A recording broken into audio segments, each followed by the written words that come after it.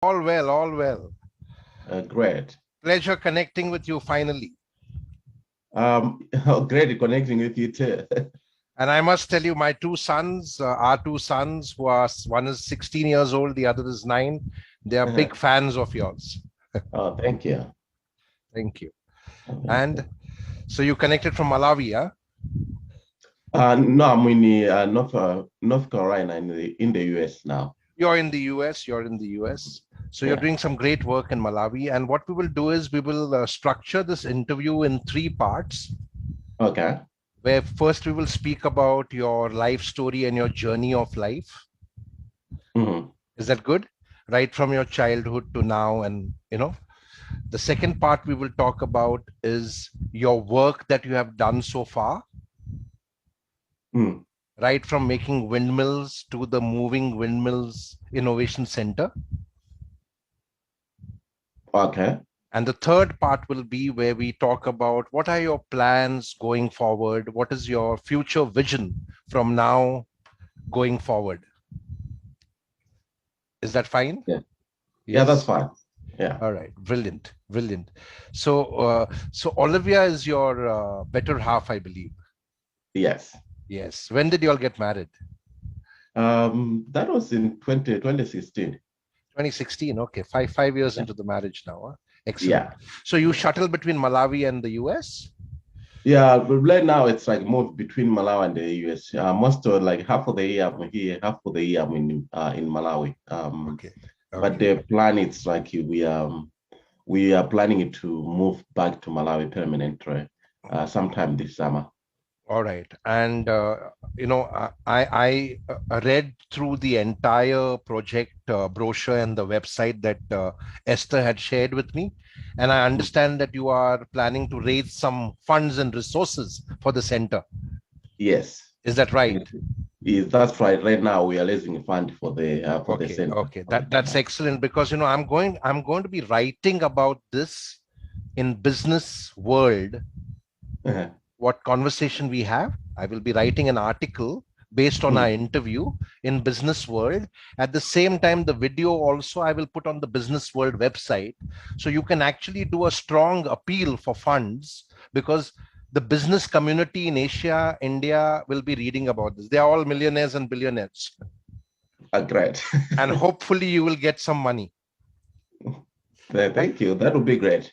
So in the next edition, because I had earlier blocked the edition earlier, so it's going to be a 1-page article, which is my column that I do for the business community. Plus, it is Hmm. going to go on our website karmadishum.com, which has an other reach to over 13 million readers and subscribers. So India is a country which has huge disparity. On one side, we have the very rich, the billionaires and Hmm. the millionaires, and on the other side, we have huge poverty, very similar to several places in Africa. Yeah. All right. So we shall begin now. Are we ready? Yeah, I'm ready to start. Yeah. Yeah, great. So I was just getting setting the tone and getting you a little familiar with me. Yeah, we'll keep it very cool conversation. Yeah. Thank you. In Thank case you. in case you don't understand my accent or my any words that I'm using, please stop me and tell me. Can you explain again? Okay. Are we good? I Uh, will. Yeah. the business magazine is also read by a lot of young students and young entrepreneurs who will be very inspired by you because you have technically created something out of nothing. Mm. And I basically am a leadership coach and a teacher, and I teach in a lot of MBA schools and uh, B schools as they are called, and in engineering schools. And I Mm. always give you an example, and you are being featured in one of my books also, which is called Mojosh Inspirator. And the whole idea is that you created something out of nothing because entrepreneurs never have resources. So I'm going to feature you in this book also, which is going to reach out to another few million people because I write books of real heroes. Mm. You understand? Ordinary people like me, like you, who have done something extraordinary. So in my books, this is the first book in the Kid Power series, right? Karma Kari, as they are called. It's all about being the change, and leading the change. There are several people from around the world like you who come from very humble backgrounds, very ordinary people, but have achieved the extraordinary, just like you.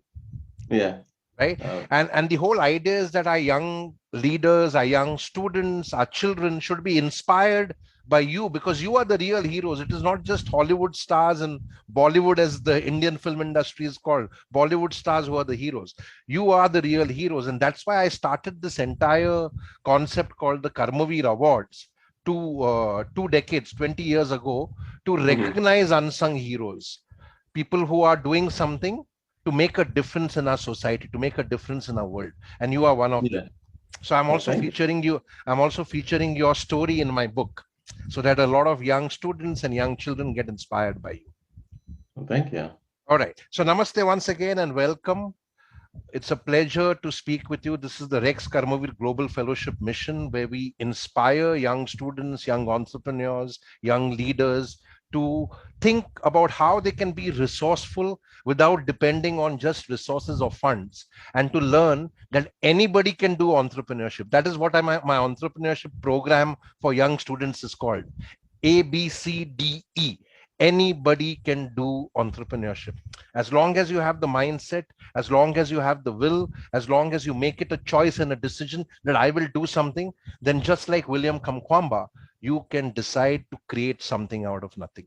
So William, I'm going to start by showing a film of yours, which is a very powerful film. Let me just bring it up, and then we'll go into the conversation deeper. This is a trailer of your movie, which is on Netflix. Is it visible to you, William? Is the screen visible? Yeah, it's visible. Okay.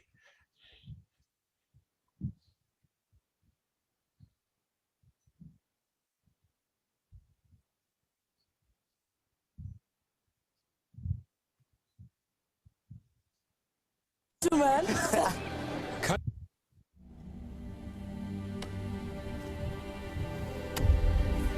How does it feel, William? I never went to secondary school. Make us proud. Hey, looking sharp, eh? You too, man. Kachokolo is not the wealthiest school in the district, but it's down to each one of you to decide your own level of commitment. Commitment! The rains came late this year, and now the trees are gone. Malawi is preparing for a very long, hungry season.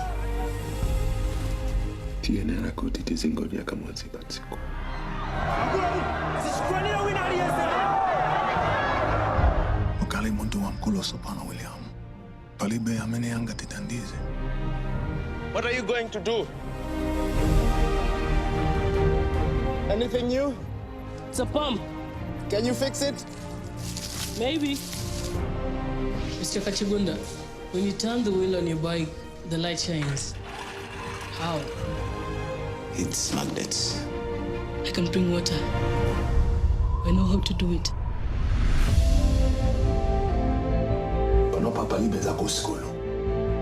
We stay, we die. No. With the electricity, we can plant in the dry season. Antu wakufa kudziwa zimenezo?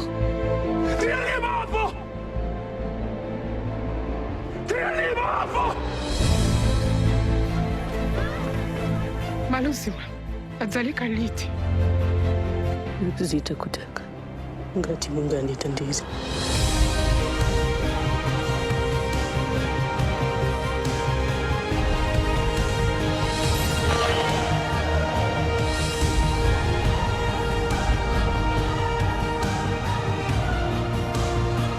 Wale watawa baba ndilibeza kulota.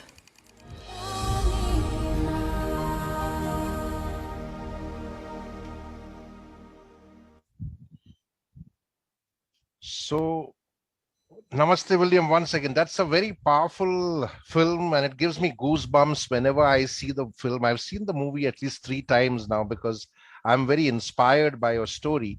And, one of the things which sticks from the film is the courage of conviction to believe in yourself and to do something and create something out of nothing, like I said.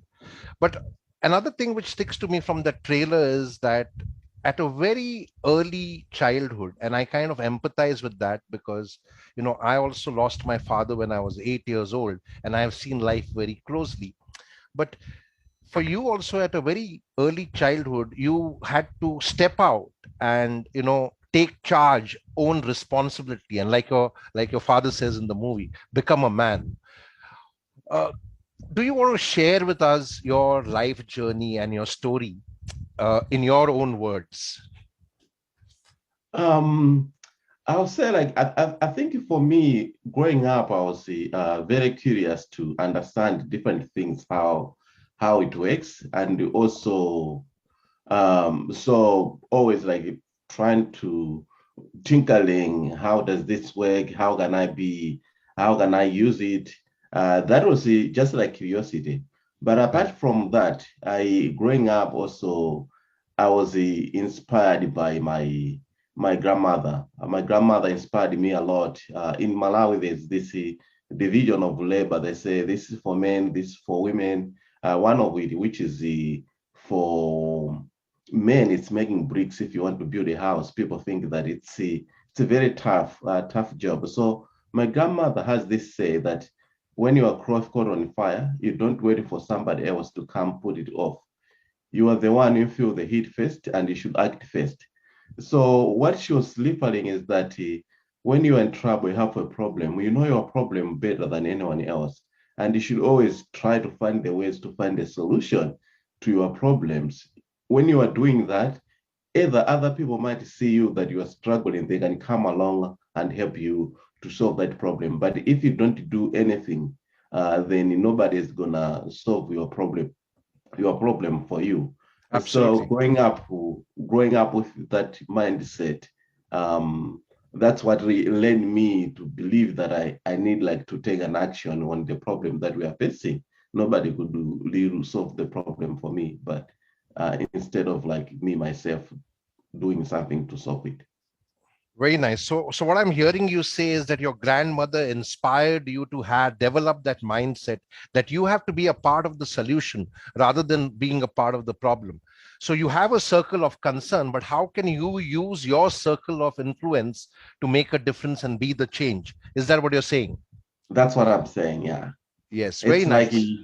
Yeah, it's like you have always like to be part of it. Be the change.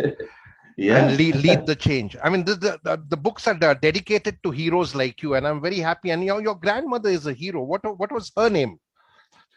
Her name is Adelizeni. Okay, Adelizeni, right? Mm-hmm. And is she still alive? Yeah. And how old is she now?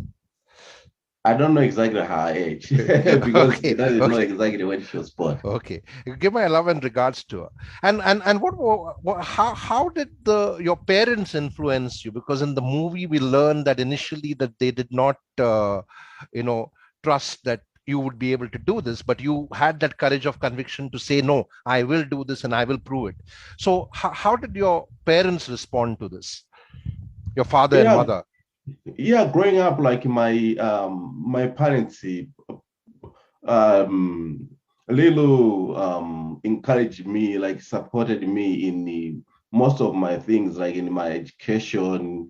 They wanted the good life for me. They did that. But when I was building the windmill, they didn't believe because as a lot of people didn't believe, because one, we don't have windmills we didn't have windmills in my village, and we don't have even a name for windmill in my village. And I was training them, I want to build this machine. At the same time, I was collecting junk. They thought that that can't be done. And at the same time, I was asking them for their bike. And the bicycles in Malawi are mode of like transportation, mobility. If people carry anything on a bike, if you want to go from one place, it's not like a lot of people have cars. No, they don't have cars. They depend on a bicycle. So you can't give up on your mobility to something that you don't know if it's gonna work or not.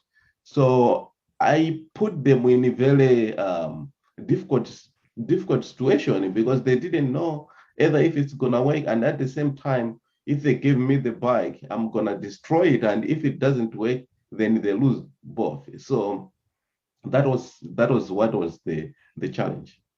Right. So you had to get the dynamo from the bike, which would make the bike uh, dysfunctional, and that's why the worries were. Uh, Tell me, William. You spoke about education. You had to give up your education, and what we learned from the movie and from your book is that you were expelled from school for being unable to pay the school fees. What were the emotions that you felt at that time when you had to leave school?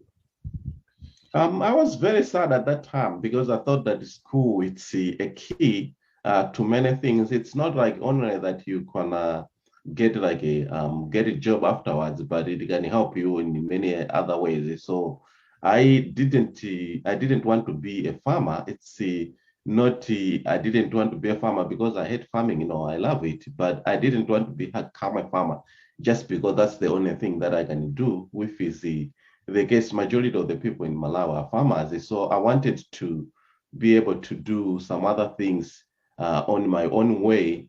Then I thought that education would be the key towards achieving that goal. So when I couldn't go to school, I was very sad. I didn't wanted to have an education. Right. And one of the books that I'm writing, it's a series of books. It's called Karishma, Karma Kari Karishma. My book brand is called Karma Kari, which basically is like, ingredients of different heroes coming together to make a curry, like chicken curry or karma. And karma is basically the actions that we do give us the results. The choices that we make give us the consequences, right? And you chose to become an innovator, become an inventor, even though you did not get formal education. And you were going to school because you did not want to become just a farmer. You wanted to pursue different career options, understand different ideas of how you could have a better life and lifestyle and career options. But then you were expelled from school. So do you think that if you were still in the school, you would have been William the innovator today? I don't know exactly what could have happened. I don't know if I would have still gone like to the library to read the book that I saw. I also like inspired me to build the windmill. But one thing that I could say, I say my curiosity towards the science or towards understanding how things work started when at my very younger age. I was always like curious to learn, understand how things work. I remember asking people, how does the car work? How does it?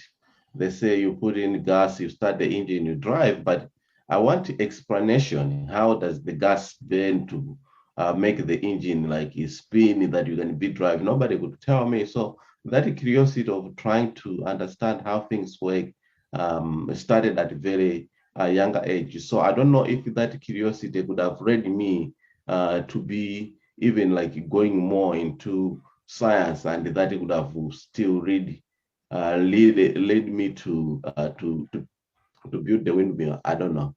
Right. And like I was telling you about the book Karishma, the miracle is what people look for in a church or in a temple or in some holy shrine, or pray to God that let there be rains, let there be some food for us, without realizing that the miracle is within you. And the premise of the book is that in life all of us get broken because nobody is free of pain, suffering, struggles. So in life all of us get broken, so we all face brokenness. But when we break, do we give up and break down, or do we persevere and break through? Now I see a lot of grit, perseverance and determination in your life journey. Is there any time when you were expelled from school where you felt absolutely frustrated that nothing more can happen with your life? It was like challenging at that time, but I think once I was expelled, I was very, it was very hard. Then immediately I started thinking, what can I be able like to do in order like to continue with my studies? So one way was through going like to the library, reading books, textbooks that they were using, and also asking my friends. So I didn't completely like give up like a hope. I still had a hope that one day I might be able like to return to school. But when I return to school, I shouldn't be behind. That's why when the door of like going to school shuts, I opened the door of like going to the library and also being borrowing notes from my friend who are still going to school. Very nice. And you know, that kind of helps me to connect the learning from your life story with a insight that I share with students and young leaders who go to expensive schools and college. And what I call it in my learning programs is I call it the E3 entrapment. The first E is education, because our education can either liberate us or entrap us, because put us in a box.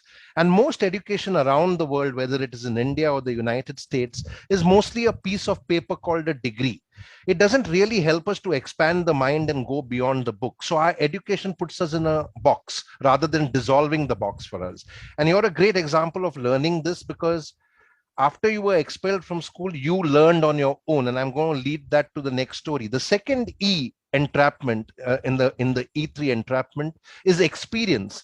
We are not just products of our own experiences. We are also the products of our experiences that we get from our grown-ups, our parents, our teachers. Like you were told that, you know, windmills are not possible in Malawi. Right. So we become again, we get entrapped in not just our own experiences, but in the experiences which are enforced on us. And the third trap is the entitlement trap, that we feel we are entitled. Right. And because we feel we are entitled, we end up taking a well-paying job in a big corporate or something, and we forget to unleash our potential and earn our place in the sun. Now, what I'm hearing you say is that because of your curiosity, which is the main trigger of learning, is how you learn to learn on your own about how to make these windmills. And even though there were no windmills in Malawi, you saw a vision of having windmills in Malawi. Is that right? That's right, yeah. Right. So to tell me, I mean, how did this inspiration come to you to go to a library to learn? Because most of your learning has not been given to you by any school or college. You learned on your own. So how did that journey begin? So the journey began when I couldn't go to school. Then I wanted to continue with my studies. So I thought that by just going to the library, reading books, that's still, I can still get like some content of what the school is teaching, and I can still keep up with my schoolwork. Right. And all the learning was only from the books that you read in the library? Yeah, most of us read in the library and sometimes taking notes from my friends. So this was no formal education. Did you get any thoughts or ideas from other friends in your peer group or from the elders in your community? No, it's like I mean, like just getting the because as the life, it's a long-term learning journey. So you learn something from other people, but for the school like purpose was just like learning it through the library. Right. Very nice. Excellent. And besides curiosity, what else made you feel that windmills can work in Malawi? What was that trigger? The other thing that made me feel that the windmills could work in Malawi is that when I was young, I used to play around with pinwheels, and I know that when I'm putting a pinwheel where the wind is coming, it was like spinning. So I connected the idea that if I can build something big and it can be spinning with the wind, it can be able like to generate. But also, I thought that if the windmill exists somewhere else in the world, it means that a human being like me made it, and there's nothing that could stop me from doing the same thing. So that's what made me believe that I can be able to do it. Right. And I'm just imagining this, that, here on one side you have William, the innovator, the inventor, the ideator, the person who is kind of creating and contributing all the time. And on the other hand, I'm imagining William Kamkwamba in school, graduating from school and getting a nice life and lifestyle with a corporate job. If you had to go back in time, what would you choose of the two? I think I'm a little interested into trying to find the ways that I can be a part of solving the problem, the challenges that people are facing, either in my community, in Malawi. That's also it's one thing that is leading to what I'm doing right now. It's a little focusing on how I can be able to be part of a solution. So to me, it's it sometimes doesn't matter where that solution comes from, but if you really believe that the solution can come from one way or the other, it's all always important to me. So having education, it has some doors that it opens up, that some ideas that I can be able to use, learning, getting education. You can get it in different forms. You can get it education through doing, and through practical. You can get it through in class, through taking tests. It's just it depends on how do you use that education you get to benefit to what you actually want to do. So I think there's not a wrong and right. I think to me, I just feel that the education has its own part, and also some using it creativity and innovation has also its own part in the society, because we see the innovators we see today, they were innovating because they are a certain challenge that they want to address, and they were able to come up with ideas. And I think I would want more people to be able to come up with ideas that they can be able to address the challenges that they are facing in their own communities. Yes, and I see that you're doing that with your new innovation center, the Moving Windmills Innovation Center, because you're inspiring young minds and young students, young leaders to become ideators and innovators, and it's a fantastic journey as an innovator. And my question to you is, did this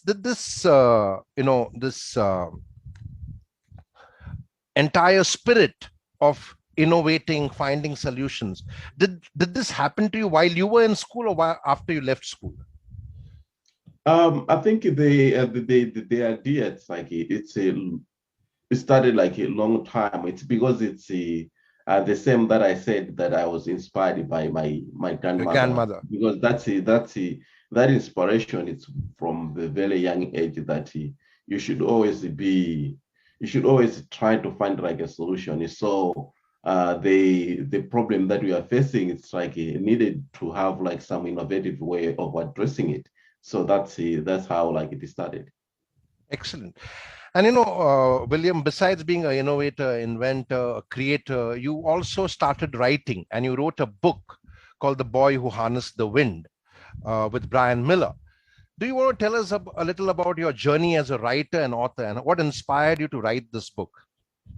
What inspired me to share my story with the rest of the world through the book is that I know there are so many talented young people all over the world, or talented people in general around the world. They might be going through the same challenges that I went through, that they can get some inspiration through my book. Even though it might be completely different challenges, but sometimes challenges can stop you from achieving your goals. But I think that I was thinking that by me sharing the book, people might be able to learn from it, and then they can be able to apply to their own life, to what they are trying to do. So that's why I wanted to share my story with the rest of the world. And absolutely, I completely empathize and relate with that, because the reason I started writing stories of real heroes and ordinary people is because I said someone has to be a historian to them. You don't just tell stories about the hunter. You want to tell the stories about the lion who got hunted by the hunter but didn't get the chance to tell their story. And I'm sure millions will be inspired by your story, and with the work that you're doing with the Moving Windmills Innovation Center.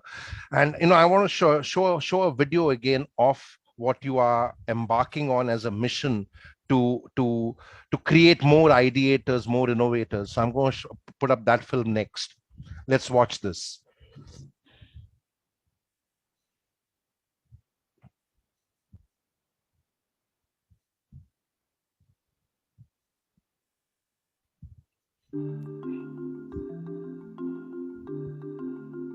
Hi, my name is William Kamkwamba. In 2008, I co-founded Moving Windmills project. We do projects such as percussion drilling, teaching people how to drill their own water well. We support a soccer team, and we also install solar panels at schools, community centers. Overall, our project will focus on inspiring people to create their own solution towards the problem that they are facing. Read more about what we do in our website and contact us if you have any question. Know that any support you give, it will be greatly appreciated. Thank you.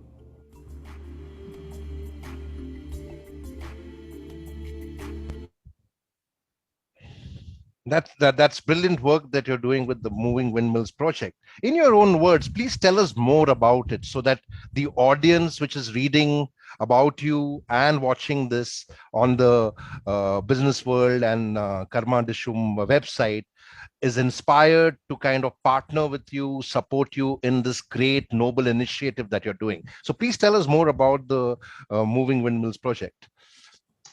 Thank you. So Moving Windmills project, we started almost 12 years ago. We were doing most of the work that we are doing. We're doing based on the projects addressing the needs that the people are facing in the community in Malawi. So right now we want to build the center where we can be able to bring in young people from all over the country to give them the tools that they need in order for them to innovate, to design tools or solutions for the problem that they are facing, and also being able to have machine shop tools that they can be able to use, having a mentor that will be able to help them. That's one thing that I wish I had when I was building my windmill. I wish if I had a place where I could work, think, and being able to find the tools that I could use, and also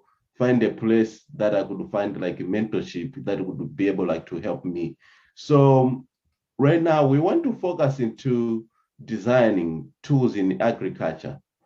In Malawi, 80% of the population are farmers, but each and every year we still struggle to feed our population. One, because the farming technique is not very efficient, and it's also not very exciting for young people. Young people prefer to move to urban areas to seek for some opportunities, which is very difficult most of the time to find it. So we want to make sure that we can give them a space that they can tinker, to innovate and design tools that they can be able to use in their own field. As Moving Windmills believe that talent is universal, but opportunities are not. So we want to give the opportunity to young people to innovate, to get their idea to see the day of the light, rather than most of the time. I know like there are plenty of people have an idea that they never see the day of the light because they don't have the opportunity to be able to do so. So the Innovation Center is going to be able to build to build that gap, like to connect that gap between having an idea and actually being able to work on that idea, to design it, and to be able to take it back to a community to implement it. So that's what we are doing with the Moving Windmills Innovation Center. And that's a very noble thought and a very noble insight, because what you are doing is you're creating an incubation center where you can mentor young boys, young leaders like you, even though you never had any mentoring or any support, you're giving them the support, the mentoring, and the place to kickstart their innovations and take their ideas to action.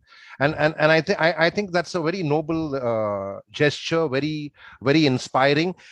Are you only doing this in Malawi, or do you plan to expand this to other countries, like maybe India could benefit in a huge way from this? Right now we're just like building it in Malawi, because we are still in the early stages. We have just like starting raising funds to build the center. So we are starting with like Malawi, but our goals and ideas, it's like to connect with people from all over the world. We need like to bring in either like students from outside Malawi to be able to interact with the younger people also from Malawi, that they will be working at the center. So we want this to be as a global collaborative place where you can be able to learn from somebody else while you are doing, you are addressing like the challenges that you are facing in your own in your own community. So we want to be able like to reach as many people as possible. Very nice. And how many students are you planning to take every year? We are thinking to start with the 16 students every year. 16, 16 or 60? 16.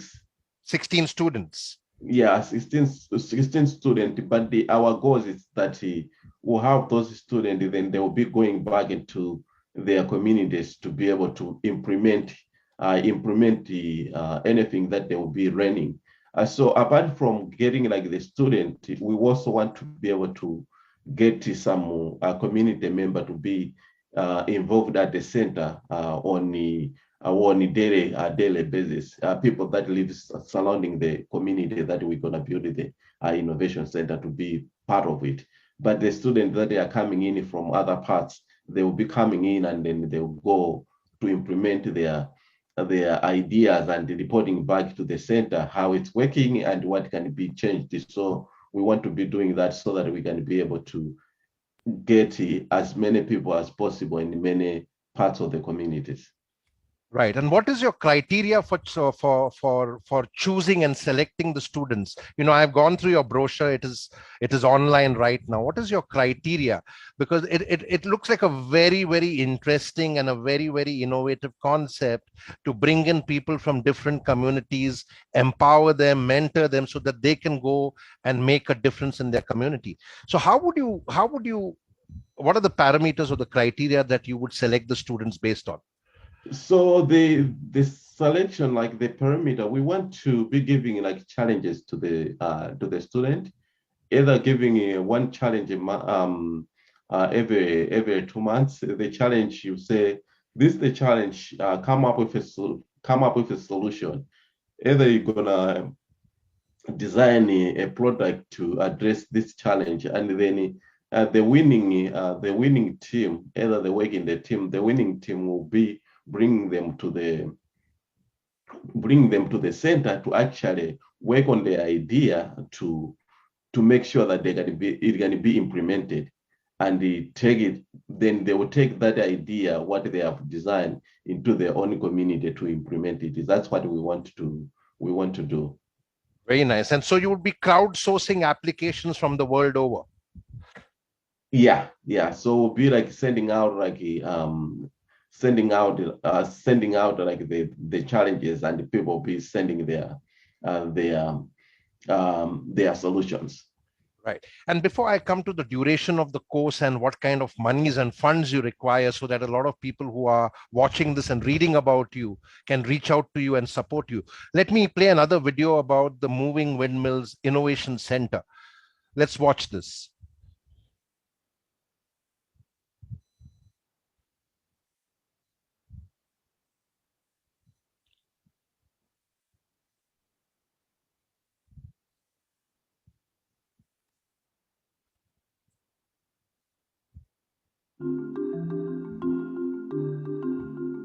The Moving Windmills Innovation Center will be a space where young people could find tools and mentorship to create solutions to the problem they are facing every day.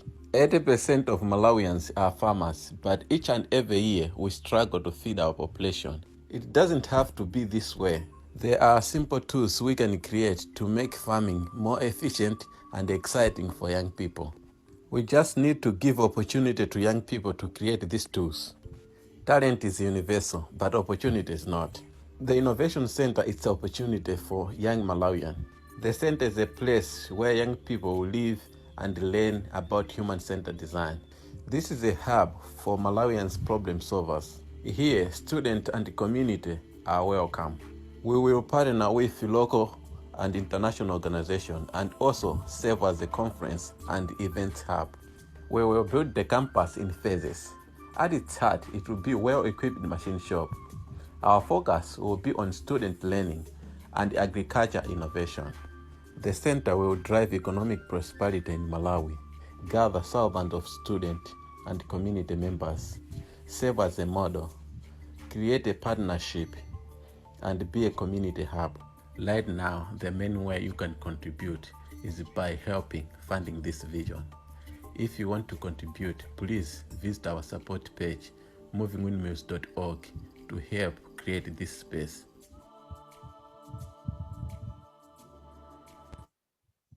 Wonderful initiative, very, very innovative idea, and count me in as your ambassador and your fundraiser to help you to raise funds for this. So tell me, is the center ready, or is that just a concept design? That's right now it's a concept design. We are raising funds now to build it like the center. So we have already we already have like some other partners that they will be able like to help in terms of design, mass design group. It's gonna be designing the center for us, and but we haven't actually built it yet. So we are fundraising now. Very nice. And do you have the land where you would build the center? Yeah, we have the land that will build the innovation center. Yeah. Okay. Has the government of Malawi helped you in any way? We not yet. We just started talking to them, trying to find the ways how they can be able to help, but not yet. Okay. And what is the size of the land? How many acres is it? It's right now 30 acres. 30 acres. Okay. So that's a substantial landmass to build a great innovation center. And what is the kind of funds that you are looking at to just get the center up? So right now, like in phase one, we are looking to raise up to 7 million. So that's the fund that we'll be able to use to build the machine shop, which will be the main hub of the center, and also be able to build the conference hub and housings for the student. We'll be able to do that with the fund, and being able to learn the fund for a couple of years with that. And the hope is we also want to be able to do a lot of work that could help us to be some sustainable in a long term. So we have the conference center. It's going to be a place where NGOs in Malawi that now, once they do like a training, they always like go to the capital, but they don't find any other places. So they can find the place where they can use, where they'll have constant electricity, and also being able like to use the facilities on their own like training, and while they are giving out like a fees. So we'll be able to use that to continue learning it. So let me understand this and clarify this once again for myself and people who will be watching this and reading about this. On the 30 acres of land, you would be building classrooms, centers, workshops where students can learn, share their ideas, etc. Housing for the students, the 16 students who would be joining you. Plus, you're building a conference center where you can have conferences not only for moving windmills, innovation center and project, but also outsource it to other NGOs and organizations and earn revenue from the rent. Is that what you're saying? That's what I'm saying. Yeah, it's like we want to have like a center where we can be able to, once the ideas are being created by younger people, then we can be able like to share, find a place, a common space where we can be able like to share this one of the design that we are able like to do, but also that allowing that for other NGOs to come in and do their training at the center itself. Excellent. Very nice. And you have $7 million. The $7 million would be more like capital expenditure, right? Just to put the infrastructure and the buildings in place. Yes. And how much money would you need to operate this? Because I heard you talk about sustainability, which means that you need to create an endowment.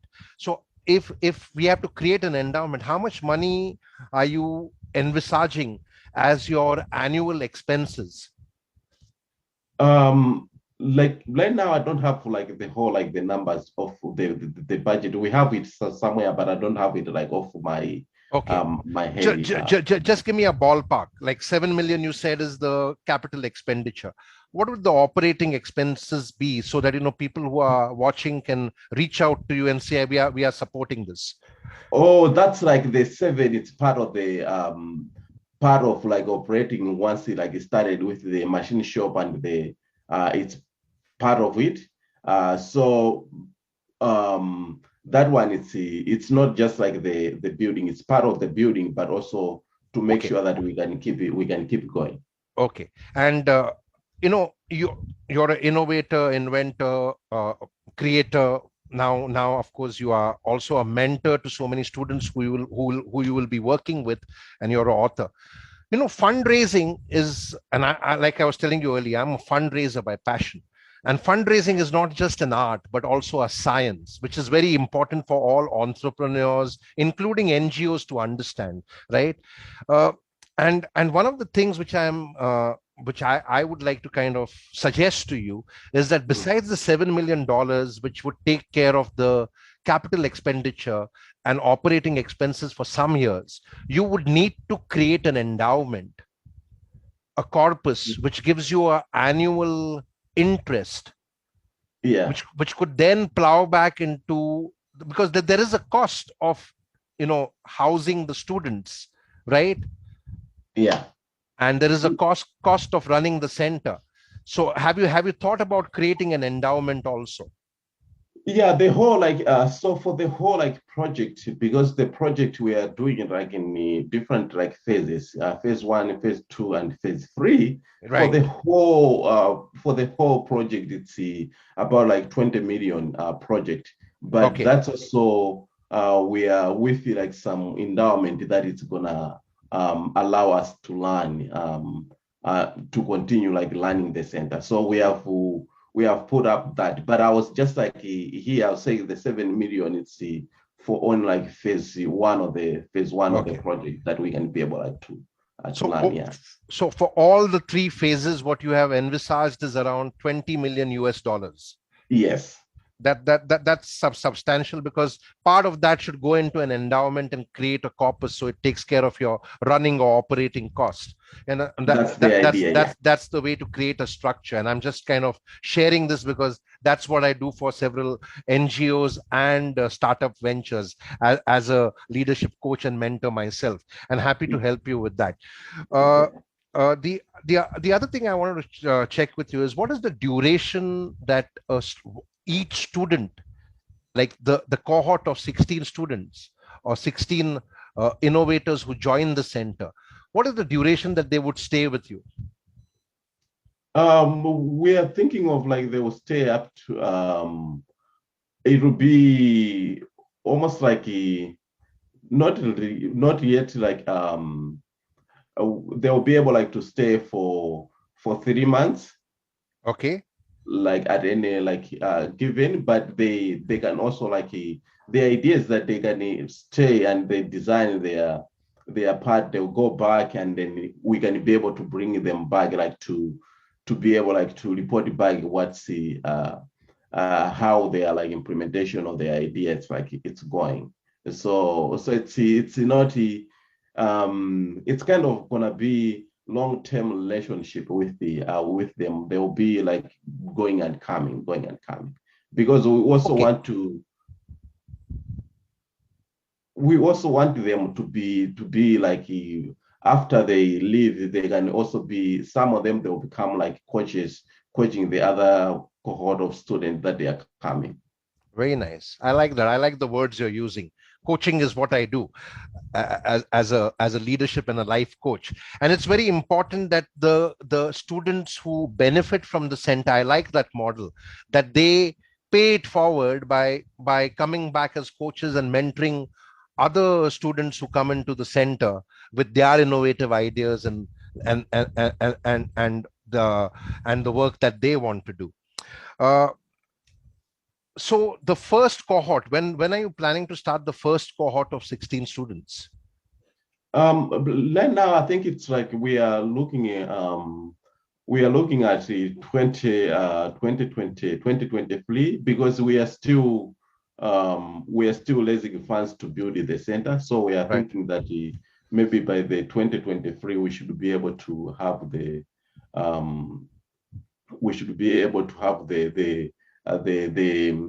center built. So we are thinking that once we are finished like building it, then we can be able to start having the student coming. Right. And one of the things which I'm hearing you say, and very important for all startups and entrepreneurs to understand, is that besides being an innovator, inventor, it's very important to understand the art and science and the craft of fundraising, right? So are you doing the fundraising yourself, William? Yeah, I'm doing it like myself with some of my team. We are working all like together to fundraise. Yeah. And how many people do you have in your team? In the team, we have about like five people. 5 people. Very nice. Lean, mean team. And out of the 7 million that you require in phase 1, how much have you raised so far? So far, like we have, because we started with the we call it like phase 0 of the project. So the phase 0 of the project that we have started, we are working in the communities where we're going to build innovation center. We are putting up learning centers. The learning centers that we are putting up computer lab and the STEM education information in the schools using the offline internet that they're going to be able to do. We are building that. The idea with that is that we just don't want to build innovation center that is the great and amazing center while surrounding by the schools, surrounding by they don't have any other resource of like learning. We want to make sure that we can be able to work with those communities and update their service, but we're also wanting to make sure that the students that they will come in from those schools, they're going to be the centers will be the pipeline for some students that will be having at the innovation center. So for that phase 0, we're also raising funds. So in short, I'll say that we have raised about like half a million for that. Okay, so you raised 500,000 so far, and I think with the resourcefulness that you have, you wouldn't be finding it difficult to raise resources. And that is what we teach our young students and our young entrepreneurs, that when winds of change blow, most hide behind walls. Few choose to harness the wind to build windmills, like William Kamkwamba. So William, tell me, how did you learn the art of fundraising? Again, was it self-learning, or have you got some training from some of the foundations, etc., who are supporting you? It's one of very like difficult things to me. That's not one of my strongest area, but it's long term like learning. I keep like learning all the time. What's the the best way of like fundraising, like through interacting with some leaders of different organization and begin some training with other people. So it's something that I'm keeping like learning. Right, very nice. And that's very important, because as an innovator, as an inventor, it's very important to keep on learning, because learning never stops. And that's why we call it, if you see over here in the slide, it's the Life, Leadership and Learning to Learn Success Summit. This is for students from all kind of schools and colleges, and we are teaching them. And it's based on what, you must have heard of Gandhi. And Gandhi said that I will give you a talisman. Whenever you are in doubt, or when the self becomes too much with you, apply the following test. Recall the face of the poorest and the weakest man whom you may have seen, and ask yourself if the step you contemplate is going to be of any use to him. Will he gain anything by it? Will it restore him to a control over his own life and destiny? In other words, will it lead to Swaraj? Swaraj in Hindi or Indian language means freedom for the hungry and spiritually starving millions. Then you will find your doubts and yourself melting away. Now, I find Gandhi's talisman, and I put together a small presentation dedicated to William Kamkwamba, and I put this as one of the slides. I find his talisman very, very similar to what your grandmother taught you and inspired you with. What are your thoughts on that? Yeah, I think it's like similar, that inspiring that you. I think the idea is like you have to do something. Absolutely, and it comes from the concept of empathy, etc. Because if you don't empathy, you can never do something for the poorest of the poor, and that's what you're doing, William. You're not only impacting the poorest of the poor in Malawi, but you are trying to now, create that ripple effect using your circle of influence, where you can mentor students from the world over, and they go and make a difference and lead the change and be the change in their community. Yeah. I have another very dear friend of mine from Africa, whose stories I tell in many of my leadership and mentoring workshops. His name is he is from Uganda, and the name is not coming to me right now, but he teaches students life lessons through the medium of football. Oh. His name will come to me. Tell me, William, any closing thoughts that you want to share with our audience, with our students, with our entrepreneurs, with potential investors for the Moving Windmills Innovation Center, the dream project of William Kamkwamba? What do you think people can do to support you in this noble initiative and inspiring innovation that you're doing? One thing that people can help with to connect us with like some either like NGO that they are doing like a similar work to what we are doing, and also like they can donate any donation of any size. It will be greatly like appreciated for us to be able to achieve the goal that we want to achieve with the Innovation Center. And I'm hoping that their support is going to have a great impact to many generations to come, because this is not it's a long-term like place that we want to build.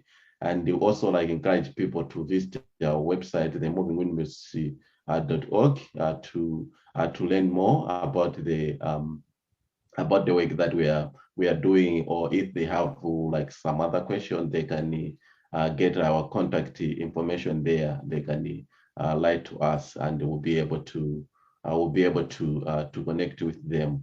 And some they can also be just like what you said, that you can they can also be like ambassadors, like connecting us to different organization, like giving it in different like forms. So wherever they can be able like to your capacity can allow you to be part of it, I will be happy to.